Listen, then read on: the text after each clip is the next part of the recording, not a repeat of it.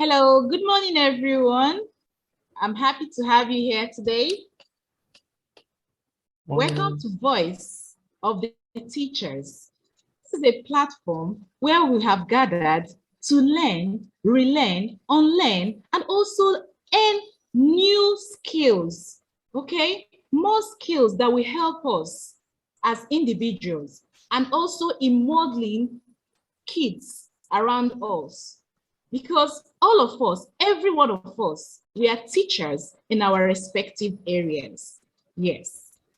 Today, we are having this conference, which is the first ever, as a group called Voice of the Teachers. It's going to be an annual conference, okay? However, what we have today as a theme is called the future child. Now, you might ask, who is the future child? The future child is not the child that has never made a mistake before. It's not the child that has every need they want, okay, provided for them. It's not the child that has never failed before, nor is it the child that is most intelligent. It's not just the child that is very prayerful. And two, it's not just the child that is 21st century compliant. You might ask, who then is the future ready child? So join us today, starting from today, as we discuss with you meeting different people, professionals in different areas to talk about this theme titled The Future Ready Child. Permit me, because our first speaker for today starts immediately as I just hang on, I call upon Mr. Galvin to please present to us what he has for us. Thank you, everyone, as you stay tuned. Thank you, Ms. Vivian. Good morning, everyone. Ms. Vivian, I still don't have the ability to share my screen. All right, I'll give you that now. Thank you. Good morning, distinguished ladies and gentlemen. My name is Gavin Obirabo, and I'll be glad to be your host this morning.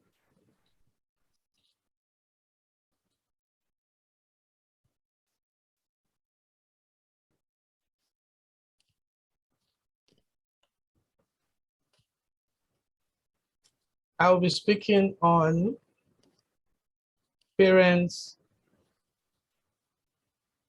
as teachers. The future ready child, parents as teachers.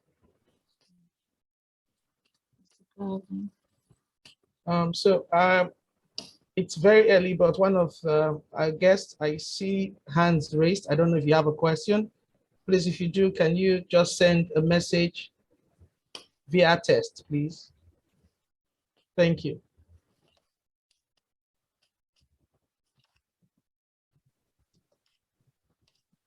All right, so I'll proceed. I want to take this opportunity to welcome everyone to this wonderful opportunity to share our thoughts on this topic. I want to thank Ms. Vivian for providing the platform. I also want to thank all the team members that we've been working to make sure that the program is a success. I also want to thank you parents that have taken out the time to be here this morning. So I'll just run straight and go into it. Our outline, firstly, we'll be looking at biblical perspective on parenting, aspects of a developing child, factors that influence development of a child, how children learn, environment in which children learn, the motivation for learning, learning styles, and finally, skill sets for the future child. So I'll go straight to my first, which is a biblical passage here that says, train up a child in the way he should go. Even when he is old, he will not depart from it. Okay, so what I can take clearly from this is it's talking about a particular child, a unique child. You see, a child is like a seed. Each child is unique, and each child is a genius in the heart. Now, what I mean basically by this is we know there are different kinds of seed, and we cannot say the bean seed is the same as a corn seed. So a parent, for example, may have 3 children. Now, thank God we have those number of kids, but we can't, they don't have the same path. They all have a different path. So we should treat each child like a unique seed. And each child has its own path. You know, like we know about seeds, some seeds will take 2 weeks to germinate, some will take a longer time to germinate, but eventually they all end up producing fruits. So we should take this to heart. We can understand some examples in life. For example, Fela, people that the parents spend so much money. I want to become a doctor. I wanted to become a lawyer. And eventually, they just follow their passion eventually. So I think we should identify who God has made each of these kids to be and help them become what they are supposed to be.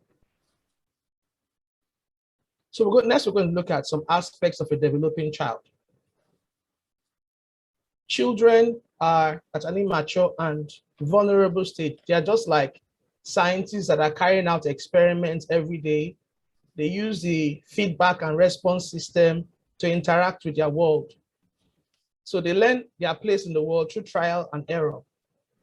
They are prone to mistakes, yes, because they don't have as much experience as we do. So we need to build on the child's experience, help them in the process of learning. The child will respond and live up to the expectations we set for them. So if we give them a high expectation, we'd expect a better result than if we just treat children as, you know, you're a child, you're not matured enough. And then if we don't set that high target for them, you know, we might be disappointed at the outcome that we get. For a child, success in previous endeavors reinforces a child's sense of confidence when faced with new challenges. So here we have areas that a child wants to develop, okay? Emotional development, interpersonal skills, how they relate with one another, physical skills. Physical skills, let me take some time to talk about physical skills. Now, physical skills doesn't necessarily just have to be, is a child physically built? A child may be physically built, might be very intelligent, but then does not know how to coordinate their motor skills. Like when they say, let's dance, the child will be ashamed. I don't know how to dance, you know? Or there's an opportunity, let's swim. I don't know how to swim. Let's play football. I don't know how to. I think this basically is because the child was not given an opportunity to experiment at an earlier stage. Out of all these factors, it all boils down to one singular item: the self-esteem and the self-image of the child. When the child can do and experiment more, the self-esteem of the child and his image begins to grow and is more confident of himself and his abilities. So I think we should take note of all these aspects and ensure that the child has a way of experimenting each and every one of these core aspects to help him develop to be a total child. We have creative skills. The child has to be creative. Language development, numerical development, knowledge about their environment, thinking skills, and very, very importantly, self-motivation.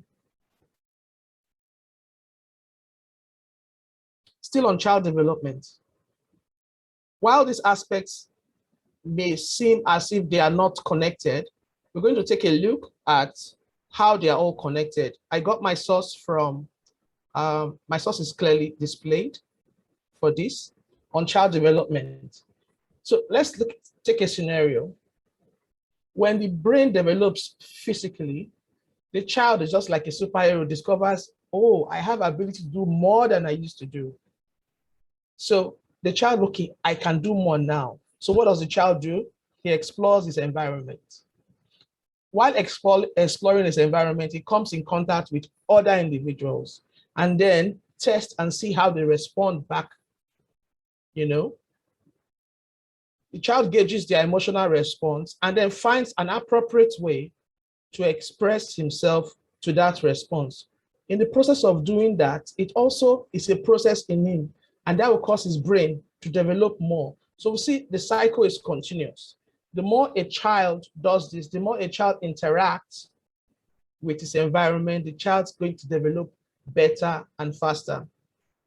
For me, while growing up, my mom would say, stay inside the house, don't go out.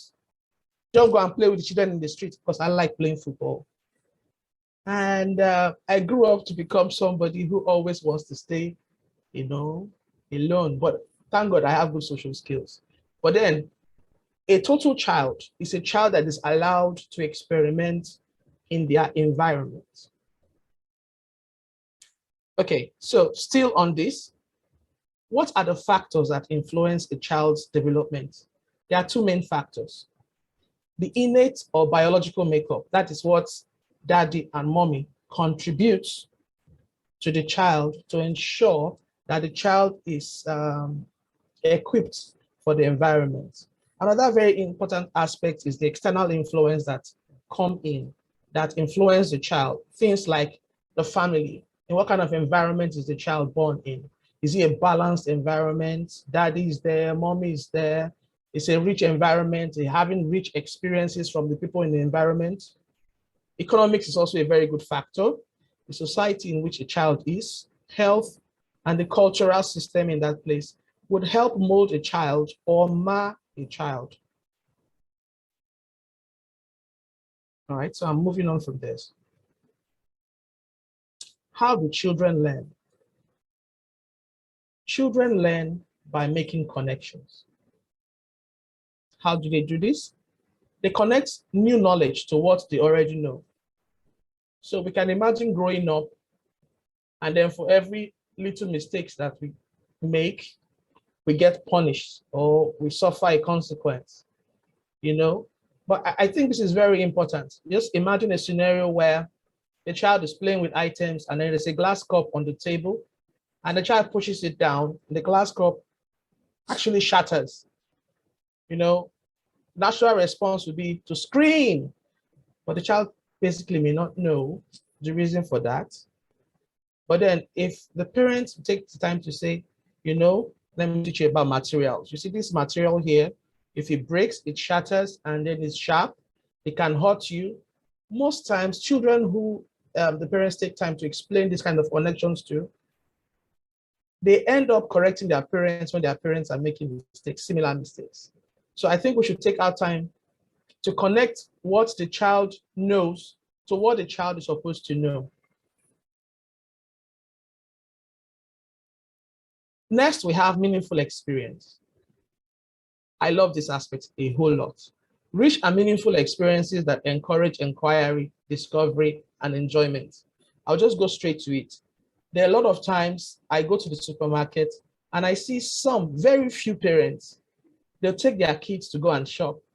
Even though they are going to buy stuff, what they're actually looking at, they are seeing what the child has learned. They are testing the literacy skill of the child. Can the child differentiate one item from the other? If they maybe have asked the child, oh, you get to spend this amount of money today, this is your limit for buying today, will the child be able to know, oh, if I put this item and this item together, if I sum it up, that means I have reached my limit, I can't go beyond this point.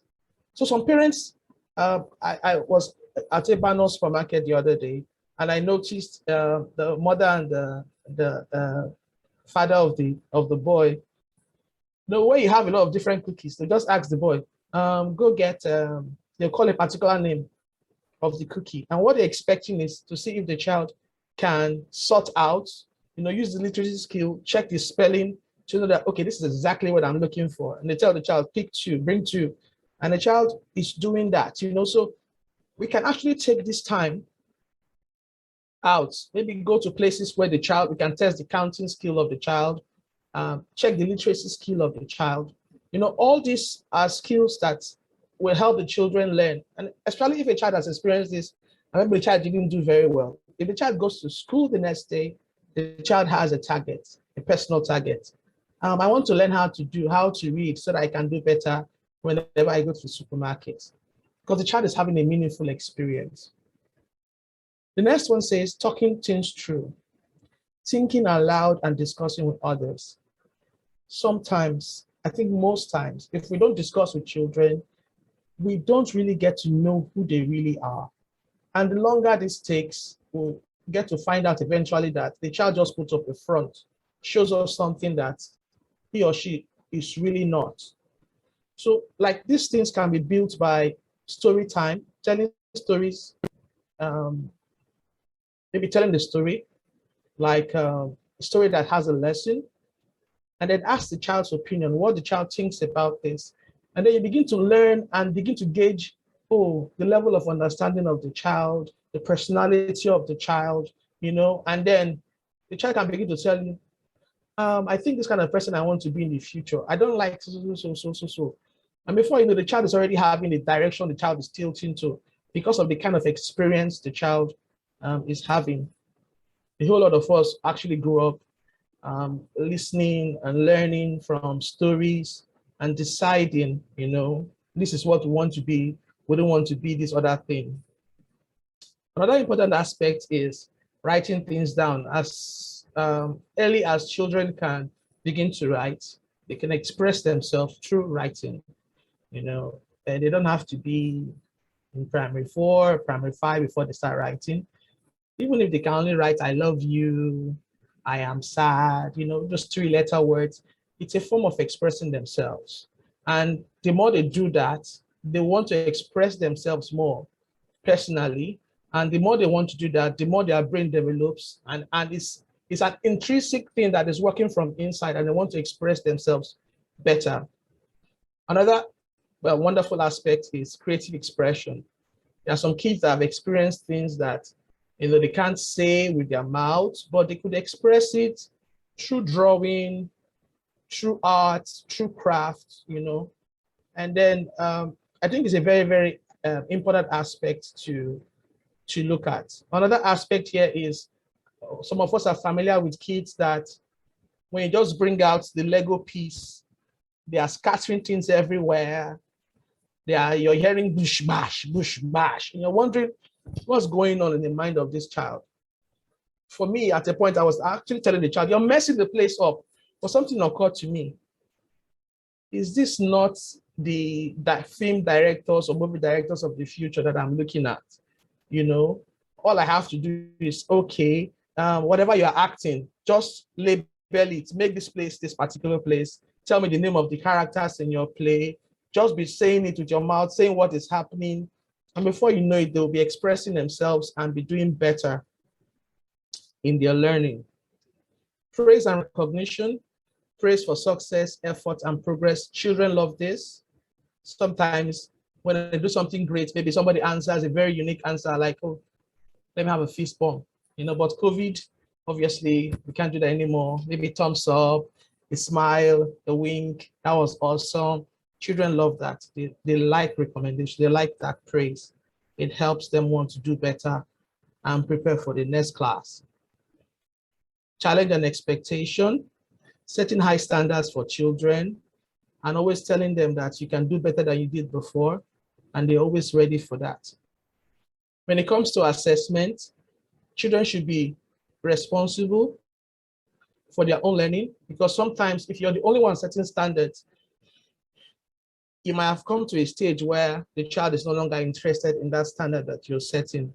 So you could ask the child, basically, what do you want to achieve today? What do you want to achieve this week? What do you want to achieve this term? Can we put it down? Let's have a diary or a map where you're showing what you want to try and achieve. Then just guide the child to try achieve those goals. Children sometimes need adults to come in and support them during their learning process. So it's very, very important. This particular case, I remember what somebody said, that if your child is bad in reading, then read to the child. If your child is bad in maths, then try and solve some math problem with the child. And eventually the child will pick up. If you're not so good with it, just try your best and then point the child in the right direction. Also, another very, very important factor that helps children to learn is a very positive and stimulating environment. When the environment is safe, when the environment is challenging, children love such environments because they believe that they will bring out their best. Okay, just talking about this. The environment for learning. There are two major factors when it comes to the environment that is suitable for a child learning. The very first one is security. Here, one of the very, very important things to look at is, I'm in a class, somebody answered the question, I gave the person a high five, another person answered the question and I ignored that person. That child will not be happy. That child, if that issue is not resolved, if the child called out that you didn't give me a high five, and then you don't resolve that, you are looking for trouble. That means you're not being fair. And that child can be withdrawn. The child may know it, but the child will withdraw. The child will be thinking you're not being fair. And once the child pegs you as somebody being unfair, when the child comes to that learning environment, the child is really not interested in learning. So another factor we should look at is a child also needs to know the rules, the limits, and the order in a place of learning. The basic reason for this is so that the child knows that if I give an input of this, I'm going to be getting so and so output. A place that is not, how will I call it? It's not something that the child can foretell, that if I do this, I get this, and the child goes in and does this and doesn't get it.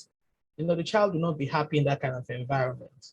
So there should be rules that everybody follows, you know, and that the child feels comfortable here that, okay, if I make an effort, I'm going to get this. If I don't make an effort, I won't get this. So I choose to make an effort.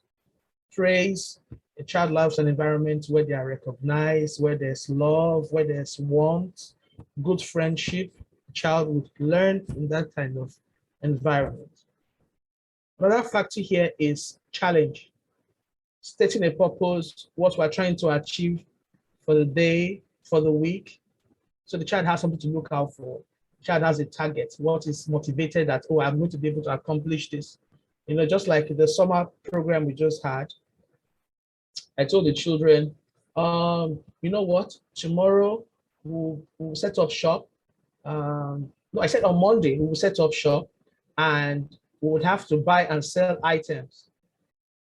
And come Monday, I didn't do that because there were some other factors. And I got a reminder from the kids that, are we not setting shop today? I even asked my mommy for money. And like, I never asked you to get money from your mom. You know, I never asked to get money from your mom, but I was so astounded, like, okay, these kids will never forget. You know, they are actually looking forward to that. They want to have that experience, you know. So the challenge is very, very important. A challenging environment, an environment that has a purpose, what we're trying to accomplish, you know, it's very important. The work also given to a child should match their ability, because if it doesn't, if the child does it and is trying his best at his current level of experience and is not getting an answer, the child will feel sad. And we don't want a child to lose courage where they're working. So we should ensure that wherever we're learning, there are two factors that are very, very constant. The child feels secured and the child feels challenged to do more. How do I motivate children to learn? Children have social needs. They have inner needs. They want recognition. They want love. They want to know that you care for them. You know, so once a child knows that, it's a motivation for learning.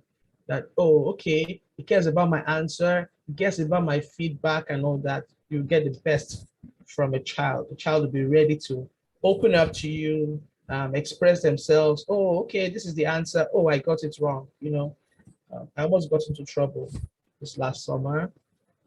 Somebody did something and I came and I called some people and I said, so you were part of the people that destroyed this thing. You know what? You guys, you're not my friends anymore. I'm not going to allow you to do this. And one of them was so sad, so sad. And they kept sending emissaries to me. Mr. Gavin, you're not my friend anymore. The first person came and told me that. Another person came and told me that. I had to go and beg him, like, okay, I'm sorry, it's not you. You know, you're my friend. What good, what good. And then he became happy. Next, first-hand experience. If we want to motivate children to learn, we can't just go directly to it. We should tell stories, stories that they can relate to, stories that are age appropriate. We should have objects they can handle for those of them who actually like touching things, and also have aids that can help them create a picture in their mind. Incentives are very, very important to motivate children for learning. Not like sweets, because at a time you get tired of all that, and the children were like, yes, this is sweet you're offering me. I have better sweets at home. So there are things like stickers, the ones that, the kind of incentives that make them want to do more from inside, not the physical things like sweets and that, because that only works for a while. So praise, good marks, and all that. Competition is a good motivation. Yes. So people will say competition is also a bad motivation, that the child will be focused on winning and not learning. Well, it is a good if it is controlled. Controlled in the sense that the competition should be the child's personal target and not the communal target. What are you trying to achieve? You know, you did this last time, you did it in, you solved 10 sums last time, you got 7 correct. Let's see if you can use the same time and get more. And the child is like, okay, I think I'm going to do it. You know, and then the child is motivated to do that. So we should give rewards that develop the intrinsic ability of the child to do something, not the external. Helping others. Children, when they are given an opportunity to help others, they like it, but they know that if they don't practice, they can't help others. So those who want to help others, like, I want to know it so that I can go teach somebody else. You know, so they have that in their mind. And also, like I said before, children are scientists. They have a high desire for mastery. They want to work as quickly as possible to master the environment. So that is also a factor that, you know, helps. One of the projects I engaged children with this summer, we're trying to design an airplane that will go the farthest. So all I did basically was to show the simple ideal method of making an airplane. And then we started thinking about what do you think we can do to make, you know, the plane fly higher? Who's going to beat me? Whose plane is going to go farther than mine? And trust me, we started thinking about ways they can design their planes to make sure that their plane would fly better than mine. At least by the next day, there was somebody who was beating me, you know, and then when the other kids came to me, I like, go and meet him, ask him how he did this, so that I can explain his design to you. So for him, he had achieved mastery, and obviously he's reaching the master, so it's not the new master. Okay, target setting. Children, I think I've discussed this before, children should be able to set their own targets for learning. And then what we need to do is just to inspire them to achieve those set goals. Technological aids do a lot of wonders for kids because it helps them show the world around them in a faster, more pictorial way for learning. Learning styles. So we have, for the cognitive response, we have visual learners, those children who like to see what they're learning, that you're showing them a video or there's a picture aid. We have the auditory learners, the ones to tell them stories, I can create pictures in my mind. They also have the kinesthetic learners who like to touch things, you know, move things around as you're doing explanations, giving them explanations. We also have the social response learners. These are the attention seekers. You have some kids in the class. They just want to recognize that they're there, okay? Just come and check me if I'm doing my work. Then you have the intermittent workers. They'll start working for a while and then they stop. I think they don't want the stress. And then after a while, they continue. But you have to always be on them so that they can continue and complete their work. You have those who like to collaborate quietly, like working in group. Then you just have those wonderful people who like to work alone. I don't want any disturbance from anybody, and they are always on task and on point. My source was taken from the Oracle study, Gakon et al. 1980. And my final slide, what are the skill sets for future ready kids? So we have the technical and computing skills, we have the cognitive skills or intelligence quotients, and then we have the soft skills. I think I'll be spending more time on the soft skills because I think they are very, very, very, very vital. Okay, the first one I have here is the personal skill, self-awareness, self-control, focus. If we really take a look at our children today, are they increasing in all this or is it going down? Generally, I think of the same age, girls are more self-aware than boys for obvious reasons, I think. So I think we should have to teach children to learn to develop their personal skills. And the best time for these skills are when they are still very early, say between 0 and 5 years old. Because this set of skills are the skills that we also need in the future. How organized they're going to be and all that actually starts from very little. You know, the kind of love myself, take care of myself traits or teaching that we teach them when they're small, they generally grow up with these things, okay? The people skill, social skill, the communication, collaboration, listening. Do they have a perspective of what the other person is saying? Are they team players? Do they have empathy? The personal skill, that's the me skill, and the we skill, the social skills, both is what combines to form emotional intelligence, which a lot of us would say a lot of people lack these days because their personal skill or their me skill, it's compared to their social skill is greater, let's say 75 to 25. Now imagining the future of the world where we don't know the kind of work that we'll be doing, the kind of jobs we'll be doing, and a lot of people that are going to be working with people across the globe. If they don't develop their social skills very well, it's going to be a serious, serious problem. So we need to work on this and ensure as our kids grow, because it's actually easier to work with kids that are younger than inculcating these attributes when they are older. Then we have the curiosity skill, the why skill. We need to help children build their curiosity. I know sometimes they bug us with their questions of, why is this like this? Why is this like this? Why is that like that?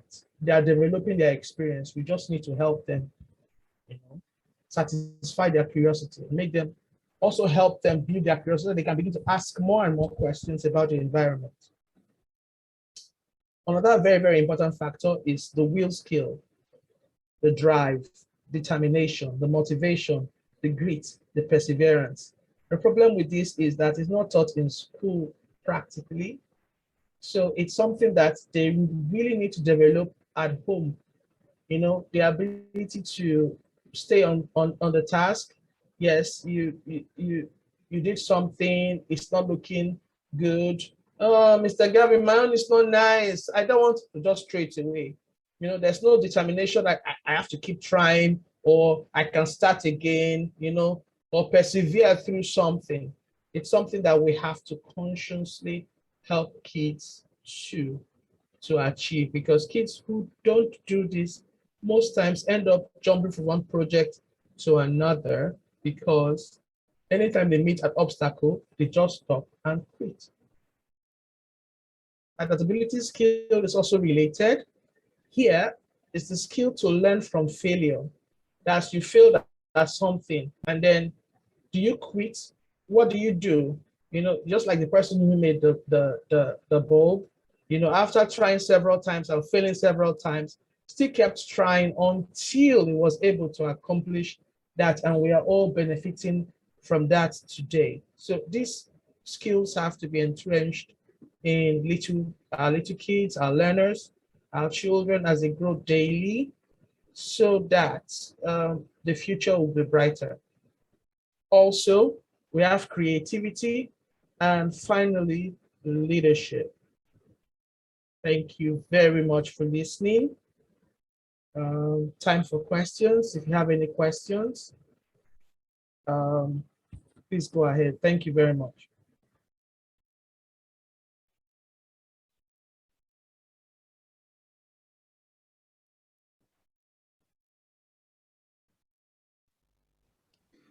Thank you so much, Mr. Thank Gavin. you. So we're waiting. Any question from any of us? Or is there something you want to clarify? Anything at all? Or you want to add anything?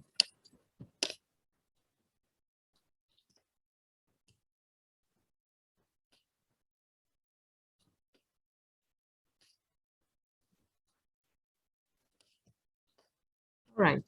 So I guess we don't have questions for you, Mr. Gavin. TV. Okay. Thank you, then. I guess we don't have questions.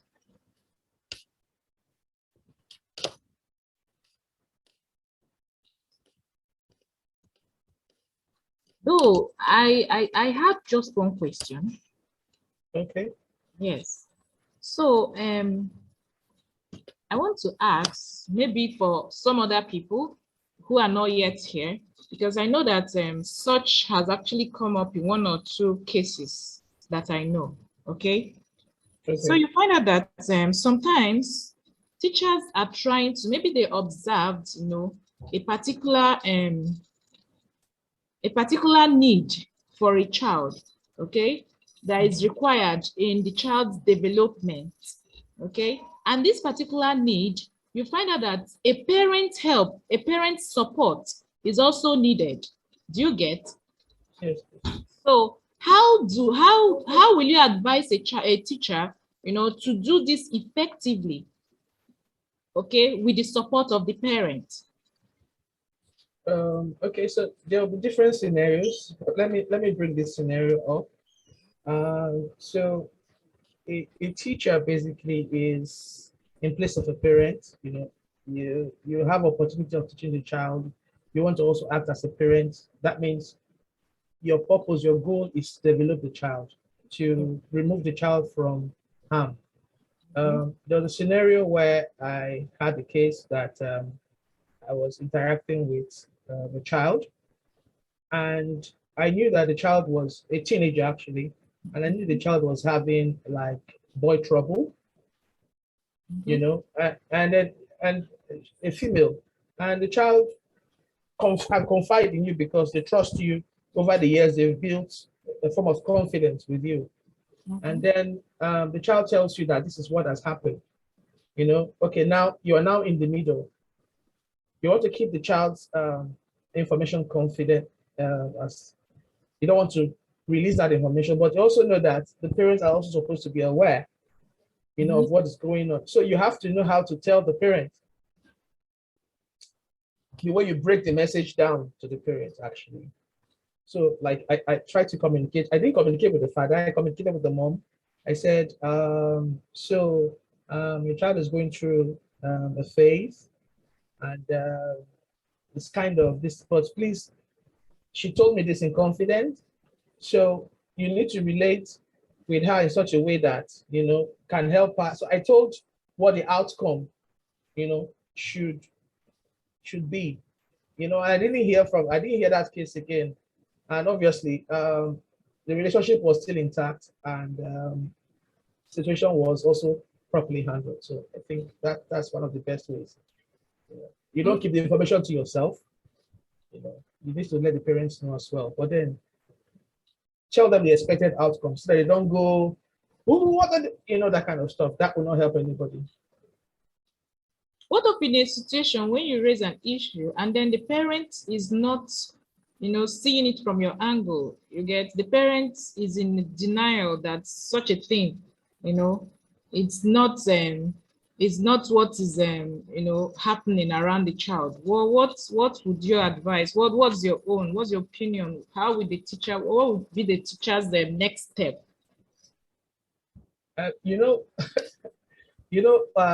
This climb that we're over here in Nigeria, but in other places, you see something that is dangerous, you've told the parents and the parents are not taking note of it. The authorities can take it up. Obviously, in other climes you can report it. So I think Nigeria, we just like we like to pretend like we understand what is going on all the time. But I don't know whether it's formal. Maybe I need a lawyer to clarify. But then if you've told a scenario to a parent and the parent is not maybe taking, you can maybe take a record of it quietly and then like replay to the parent later that this is what happened, But then one has to be very careful because of the climb as well. So. All right. Thanks so much, Mr. Gavin. Thank you. I guess still at this point, I don't know if anybody still wants to ask Mr. Gavin any question. In the absence of such, I guess we'll have to call it a quit now till in the evening. Our next speaker will be by 5 o'clock. With awesome speakers. I'm looking forward to the evening session. Yes.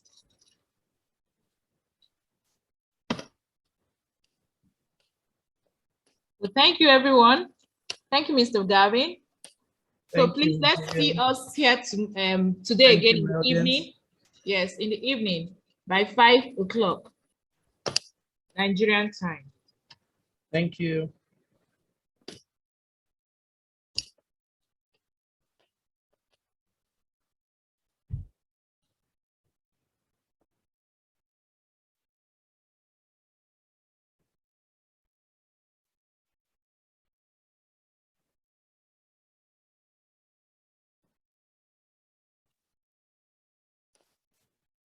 Mr. Wale, you can help us end this. Thank you.